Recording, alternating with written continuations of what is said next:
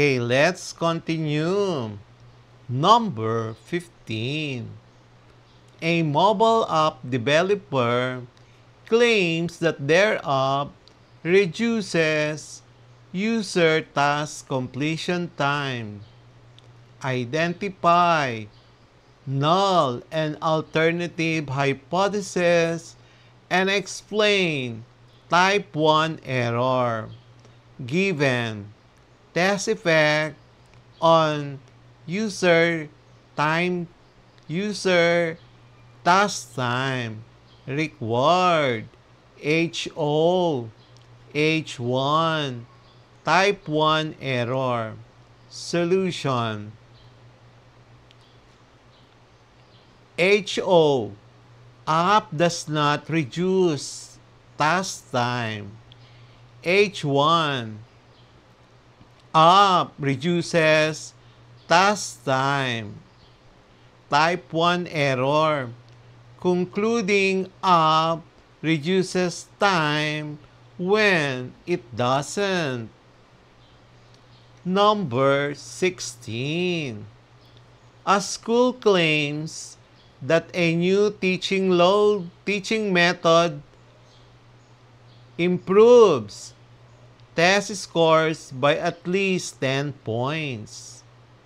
Formulate HO, H1, and indicate alpha is equal to 0.05. Given improvement is equal to 10 points, alpha 0.05. Required HO, H1, and alpha. Solution: HO, score improvement is less than 10 points. And then the H1 scores improvement greater than or equal to 10 points. Alpha points, which is 0.05, means 5% of rejecting through HO. Number 17. A hotel claims that guest satisfaction has increased since renovating. State the hypothesis and explain what type 2 error would imply. Where given renovation impact on satisfaction. So required HO, H1, type 2 error. Solution: HO, satisfaction not increase. H1, satisfaction increase. Type 2 error, concluding satisfaction not increase when it actually did. Number 18. A juice company claims that its new recipe reduces sugar content below 10 grams per serving.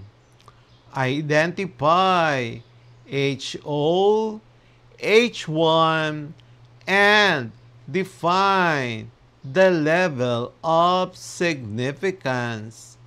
So we're given sugar content is less than 10 grams, and then significance level unspecified.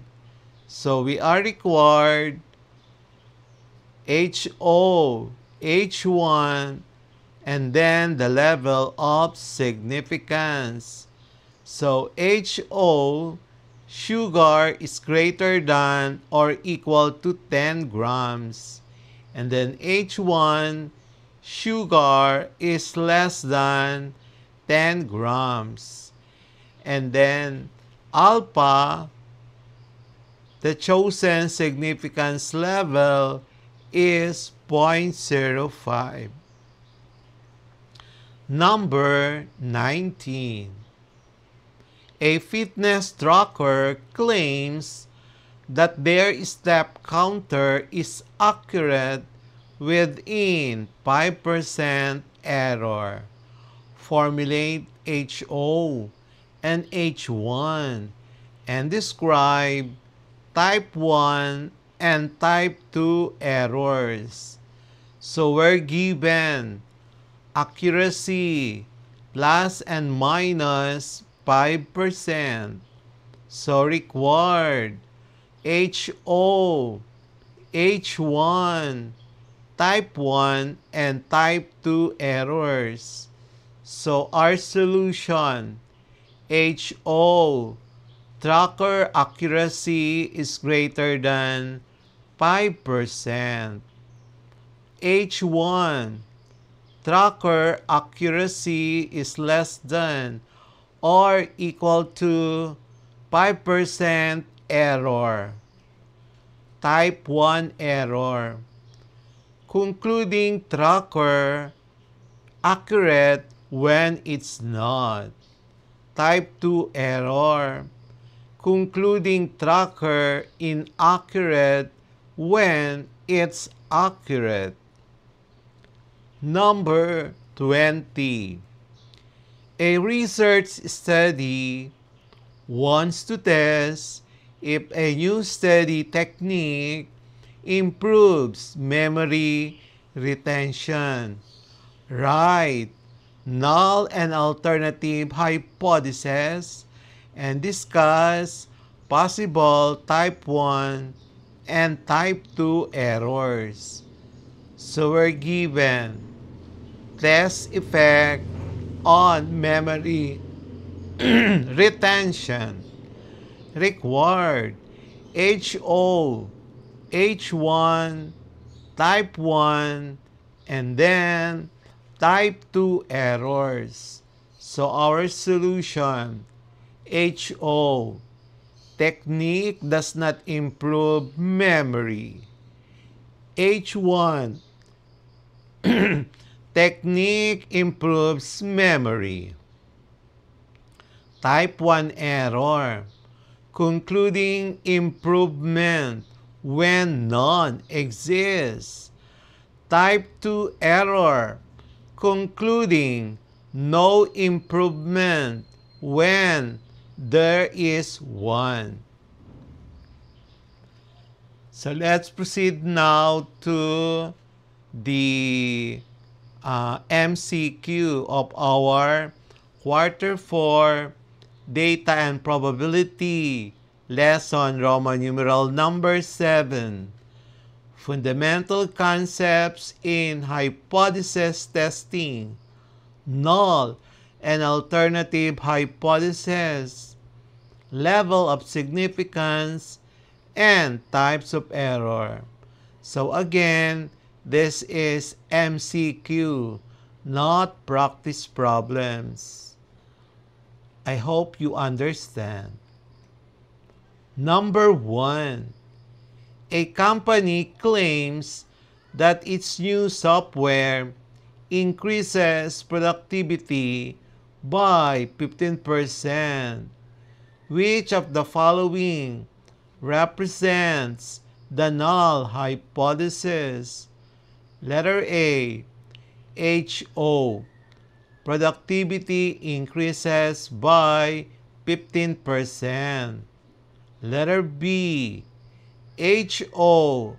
Productivity does not increase by 15%.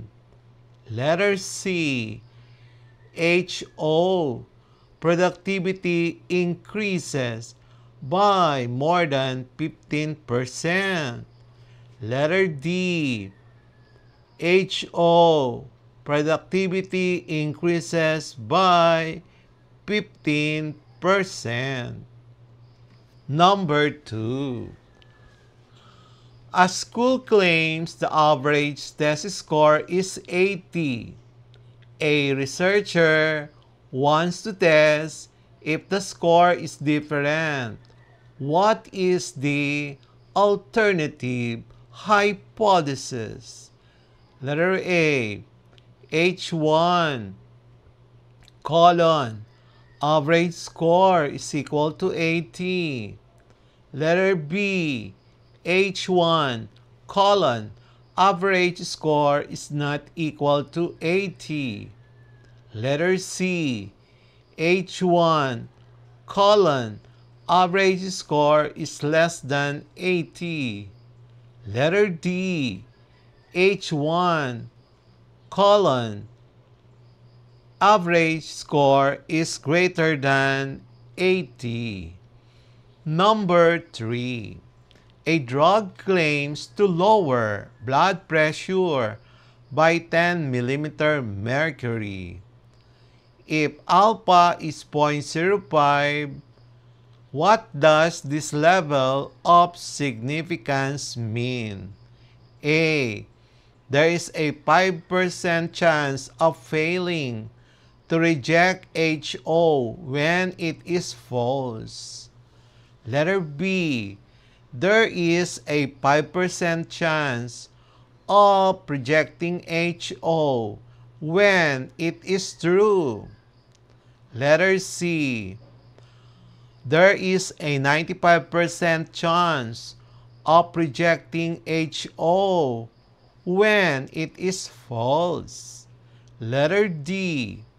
There is a 95% chance of failing to reject HO when it is true.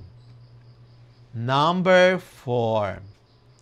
A factory wants to test if a machine reduces defects below 10%. What is a type 1 error in this context? Letter A. Concluding the machine reduces defects when it actually does not. Letter B. Concluding the machine does not reduce defects when it actually does. Letter C. Accepting the machine works without testing. And letter D. Rejecting both HO and H1. Number 5. A bank claims loan approval takes 3 days. Formulate the null hypothesis. Letter A. HO colon average approval is not equal to 3 days. Letter B. HO colon average approval time is equal to 3 days. Letter C. HO colon approval time is less than 3 days. Letter D. HO colon approval time is greater than 3 days. Number 6. A smartphone company claims average battery life is 12 hours. Identify the alternative hypothesis. Letter A. H1 colon battery life is equal to 12 hours. Letter B. H1 battery life is not equal to 12 hours. Letter C. H1 colon battery life is greater than 12 hours. Letter D. H1 colon battery life is less than 12 hours We'll have the next part of this quarter 4 data and probability lesson Roman numeral number 7.